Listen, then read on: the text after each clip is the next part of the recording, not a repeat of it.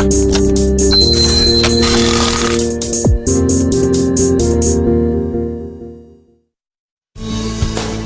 그룹 중 7곳이 지난해보다 상반기 투자를 줄인 것으로 나타났습니다. 인디안 브랜드로 알려진 세정그룹이 통합 패션 유통 브랜드 웰메이드로 유통업에 진출합니다. 월가의 큰손들이 한국 채권을 집중 매입하고 있습니다. 이달 들어 개인 유가증권 시장 거래대금에서 차지하는 개인 자금 비중이 연중 최고치를 기록했습니다. 시청자 여러분 안녕하십니까. 생경제 현장의 임동석입니다. 오늘 월요일 코스피 지수 외국인과 기관의 쌍끌이 매수 속에 상승 마감했습니다. 강광우 기자 연결합니다. 안녕하세요. 네, 안녕하세요. 네, 오늘 자세한 시황부터 듣겠습니다. 네, 외국인과 기관의 쌍끌이 순매수에 힘입어 코스피 지수가 2거래일 연속 상승했습니다. 오늘 코스피 지수는 전거래일보다 0.95% 오른 1887.86의 거래를 마쳤습니다. 외국인이 1,800억 원대, 기관이 500억 원대를 각각 순매수했고 개인은 2천억 원대 순매도 했습니다. 코스피는 인도 등 아시아 주요 신흥국의 통화 가치와 증시가 대체로 상승하면서 금융시장이 안정세를 보이자 장 시작 직후 오름세로 출발했습니다. 장 초반에는 외국인 홀로 매수세를 보였지만 오후 들어 기관이 가세하면서 코스피 지수가 1% 가까이 상승했습니다. 업종별로는 운수장비가 2.29%로 가장 많이 올랐고 기계, 철강금속 등이 1%대의 오름세를 나타냈습니다. 시가총액 상위 종목 중에서는 삼성전자가 0.39% 올라 6거래일 만에 130만 원 선을 회복했습니다. 현대차는 저가 매수가 유입되며 4% 가까이 급등했고 기아차, LG화학 등이 상승했습니다. 네, 자 그리고 10월 재보선을 앞두고 안철수 테마주가 다시금 급등하고 있습니다. 자세한 흐름 정리해 주십시오. 네, 오는 10월 재보선을 앞두고 안철수 의원의 신당 창당과 독자적인 정치 세력화를 추진 중임을 암시하면서 관련 테마주가 급등했습니다. 전문가들은 선거철만 되면 폭등과 급락을 반복하는 이 같은 테마주들에 대한 투자자들의 주의를 당부했습니다. 대표적인 안철수 테마로 꼽히는 안랩은 전거래일 대비 가격 제한폭까지 오른 54,000원으로 장을 마감했습니다. 써니전자, 다물멀티미디어, 미래산업, 우성사료 등도 상한가를 기록했습니다.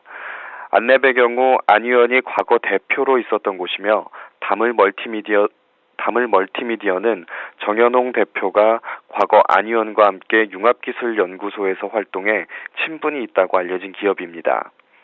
또 써니전자의 경우 지금은 자리에서 물러난 송대종 전 대표가 안철수 연구소 기획이사 출신이었으며 미래산업과 우성사료 등도 안 의원과 직간접적으로 인연이 있는 곳으로 알려졌습니다. 전문가들은 이와 관련해 과거 사례를 보면 정치인들과 연관된 테마주들의 경우 해당 기업의 실적과 상관없이 크게 올랐다가 결국 제자리를 찾는 경향이 있다며 개미 투자자들이 테마주 투자로 성공을 거두는 경우는 드물기 때문에 테마주 투자는 신중해야 한다고 지적했습니다. 네, 자 지금까지 증시 관련 소식 강광우 기자였습니다. 감사합니다. 네, 감사합니다.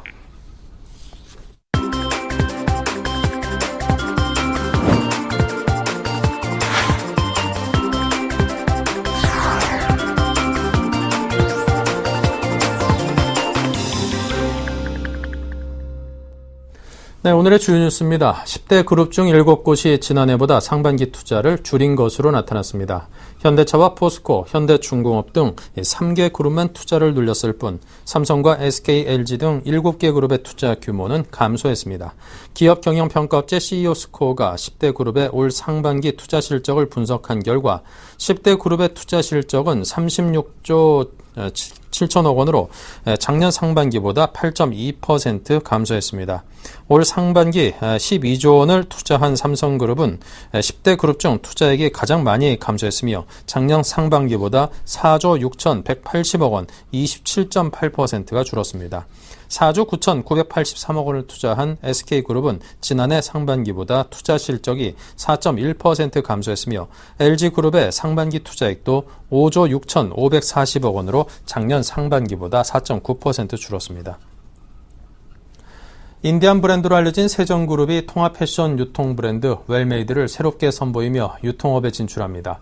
국내 패션 업계가 수입 명품 브랜드와 글로벌 SPA 브랜드 사이에 끼어 고전하고 있는 시기에 중견 패션 기업이 내놓은 생존 전략이라는 점에서 주목됩니다.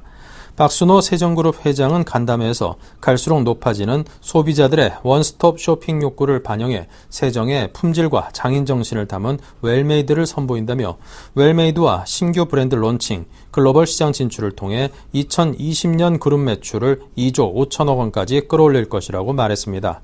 올해 세정그룹의 예상 매출은 약 1조 1,300억 원으로 7년 이내 매출을 2배 이상 키우겠다는 전략입니다. 다음 달 선보이는 웰메이드는 인디안과 앤썸, 피버그린 등 세정그룹이 보유한 여러 패션 브랜드를 한데 모아 소개하는 라이프스타일 유통 브랜드입니다. 월가의 큰 손들이 한국 채권을 집중 매입하고 있습니다. 이는 신흥국 가운데 한국 채권이 가장 유망하다고 보고 있는 것입니다. 블룸버그는 월가의 주요 기관 투자자들이 신흥국 자산을 투매하는 와중에도 한국물은 6개월째 사들여 이 기간의 보유 규모가 115억 달러 증가했다고 밝혔습니다. 이 같은 현상은 신흥국 전체에서 지난 5월 말 이후 440억 달러가 빠져나간 것과 대조를 이루는 것입니다. 블룸버그는 세계 최대 채권 펀드를 운영하는 핌코와 매뉴라이프 에셋 매니지먼트의 아시아 펀드 등이 한국 자산을 집중 매입하고 있다고 전했습니다. 이어 높지 않은 인플레와 자금 유입 추세로 앞으로 한국의 채권 값은 더 오를 것으로 전망했습니다. 이달 들어 유가증권 시장 거래 대금에서 개인 투자자 자금이 차지하는 비중이 연중 최고치를 기록했습니다. 한국거래소에 따르면 개인 투자자들의 8월 하루 평균 거래 대금 비중은 52.82%로 연초 이후 가장 높았습니다. 지난 1월 47.54%였던 개인 거래 대금 비중은 증시 침체가 이어지면서 지난 6월 43.78%까지 떨어졌습니다. 7월 48.88%로 반등하고 이번 달에는 올해 들어 처음으로 50%를 넘어섰습니다. 개인들의 주문 건수가 차지하는 비중도 늘고 있습니다. 8월 하루 평균 주문 건수 비중은 61.86%로 올해 최저치인 6월보다 6.16%포인트 증가했습니다. 중소기업이 전화 한 통으로 애로사항 신고부터 문제 해결에 이르기까지 정부 출연연구소의 도움을 받을 수 있게 됐습니다. 미래창조과학부는 26일 중소기업 지원 통합센터를 열어 25개 정부 출연 연구소가 공동으로 중소기업 지원에 나선다고 밝혔습니다. 미래부는 이 센터를 통해 도움을 신청한 중소기업의 애로사항을 해결하고 출연연이 보유한 특허와 장비, 인력, 실험실 정보와 중소기업이 사업하는 데 필요한 기술 로드맵, 시장 정보 등을 공개할 방침입니다. 또 이 밖에 출연연과 중소기업 간의 인적 교류와 기술 이전도 추진할 예정입니다. 우리나라 경제활동 인구 가운데 중소기업에 종사하는 인구가 절반을 넘었습니다. 제조업에서 서비스업 중심으로 산업구조가 바뀌고 주부와 고령자 등 노동 공급 패턴이 변화하면서 중소기업 고용 효과는 더욱 확대되고 있습니다. 통계청과 중소기업 중앙회 등에 따르면 2011년 경제활동 인구 2,509만 9천 명 중 중소기업 종사 인원은 1,262만 7천 명으로 50.3%에 달했습니다. 경제활동 인구 대비 중소기업 종사자 비율이 2000년대 이후 통계치로 50%를 넘은 것은 처음입니다. 국내 중소기업 사업체 비중은 주요 선진국과 비슷하지만 종사자 비율은 월등히 높은 편입니다. 미국은 2010년 기준 중소기업 사업체 비중은 99.7%지만 종사자 비중은 49.1%에 그쳤고 일본은 2009년 중소기업 기업체 비중은 99%, 종사자 비중은 76.1%였습니다. 네, 경제계에 막강한 영향력을 행사하며 경제검찰로 불리는 공정위가 최근 기업가의 소송에서 잇따라 패소하고 있다고 해서 좀 체면을 구기는 게 아닌가 이런 지적을 받고 있다고 합니다.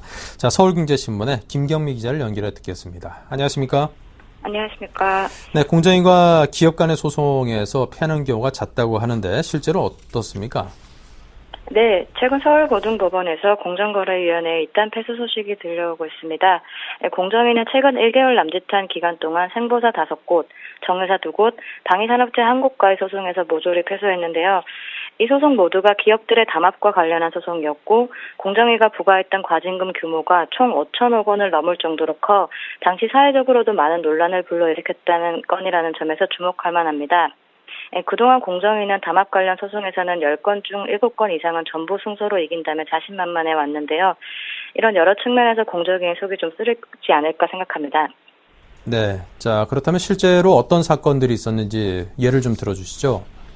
네, 우선 공정위는 지난 21일 현대오일뱅크, SK에너지 등 정유사와의 원적지 담합과 관련된 소송에서 서울고법으로부터 패소 판결을 받았습니다. 공정위는 2011년 정유사들이 지난 10여 년 동안 소속 주유소가 거래처를 옮길 때 기존 거래처의 허락을 받도록 하는 원적지 관리를 해왔다며 4대 정유사에 무려 4,300억 원의 과징금을 부과했습니다. 하지만 법원은 정유사들의 손을 들어줬습니다. 법원은 정유사가 원적지 관리를 하자고 담합한 정황이나 증거를 찾을 수 없고 자진 신고자의 진술도 믿을만하지 않다고 판단했습니다. 또 생보사 5곳과의 소송도 공정위가 패소 판결을 받은 건입니다. 공정위는 16개 생보사를 상대로 시장에 공개되지 않은 미래 예정 이자율 등을 공유했다는 이유로 총 3,600억 원의 과징금을 부과했는데요. 하지만 법원은 가격 결정에 대한 합의가 없는 단순한 정보 교환은 담합이 아니라고 판단했습니다. 공정위가 담합의 범위를 무리하게 확대 해석한 것이 패배의 원인인 셈입니다. 네, 자 그렇다면 이렇게 소송에서 지는 이유는 무엇일까요?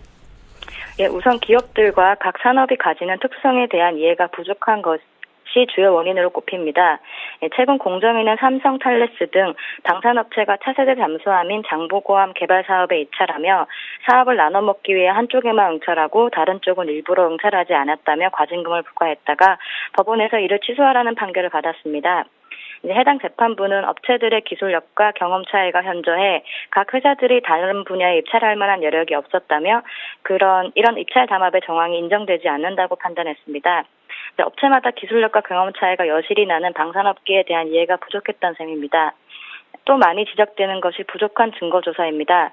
법원에서 공정위 사건을 다루는 판사들은 공정위가 시장과 기업에 대한 이해나 철저한 증거조사는 부족한 가운데 담합 행위를 잡겠다는 의혹만 너무 앞서는 것 아니냐고 지적하고 있는 상황입니다. 네, 자 그렇다면 그동안 공정위의 과징금 등 처분을 받았던 업체들 입장에선 좀 할 말이 많겠군요. 어떻던가요? 예, 그렇습니다. 네, 기업들은 이 같은 판결을 보면서 공정위가 기업들의 불공정 행위나 담합을 심판할 때 좀 더 신중하게 접근할 것을 요구하고 있는 상황입니다. 비록 판결로 과징금 납부 등의 직접적인 피해는 피할 수 있었다지만 일단 공정위가 해당 기업을 담합이나 불공정 기업으로 발표하는 순간 소비자가 가지는 해당 기업에 대한 이미지는 돌이킬 수 없이 나빠지기 때문입니다. 자진신고 제도의 리니언시에 대한 개선을 요구하는 목소리도 높습니다. 업체 한 관계자는 슈퍼갑인 공정위가 관계자들을 불러 벌써 증거를 다 확보했으니 자진신고하는 게 낫다고 회유하거나 안 하면 처벌이 더 강해진다고 엄포를 놓으면 당해낼 재간이 없다면서 너무 힘드니까 그냥 자진신고하고 급한 비를 피하자는 마음에 부실하거나 사실이 아닌 신고를 하는 경우도 많다고 토로했습니다. 네, 잘 들었습니다. 자, 지금까지 사회부의 김경미 기자였습니다. 감사합니다. 네, 감사합니다.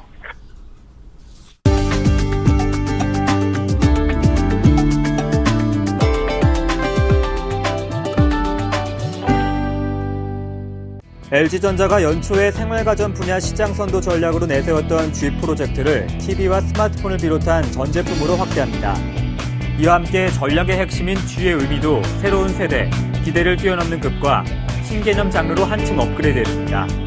LG전자 관계자는 TV와 스마트폰, 에어컨 등 다양한 제품의 일괄된 프리미엄 이미지를 구축함으로써 시너지를 창출하고 시장 선도 이미지를 더욱 강화하기 위한 것이라고 설명했습니다.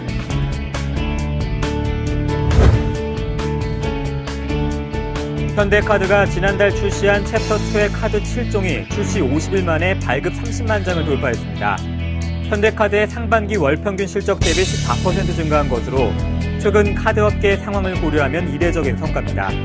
현대카드는 알파벳 기반 상표 포트폴리오를 포기하고 앞으로 10년간의 기본 방향을 포인트 적립과 캐시백 혜택 기반의 투트랙으로 단순화하는 챕터2 카드를 지난달 1일 출시했습니다.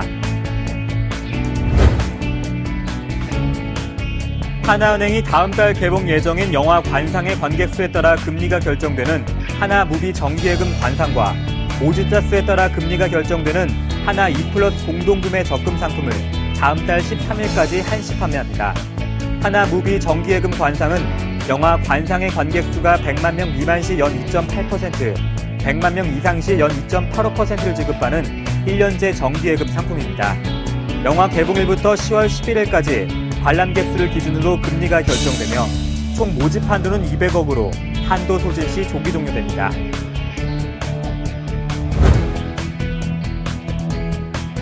SK텔레콤이 세계 최초로 LTE 전국망 구축을 본격화하고 있는 가운데 대한민국 최고봉인 제주도 한라산 정상에서 국내 최초로 LTE 서비스를 선보였습니다. 지난 8월부터 제공 중인 LTE 전용 서비스인 T쇼핑 및 풀 HD급 영상 콘텐츠 시연과 함께 고화질 동영상 콘텐츠 전송 등 고속의 LTE망을 활용한 다양한 서비스를 시연했습니다. 지상에서와 같은 고화질 영상과 빠른 데이터 전송 속도로 한라산과 백록담의 빼어난 경관을 SNS 등을 통해 현장에서 바로 공유하고자 하는 관람객들의 큰 호응을 얻었습니다.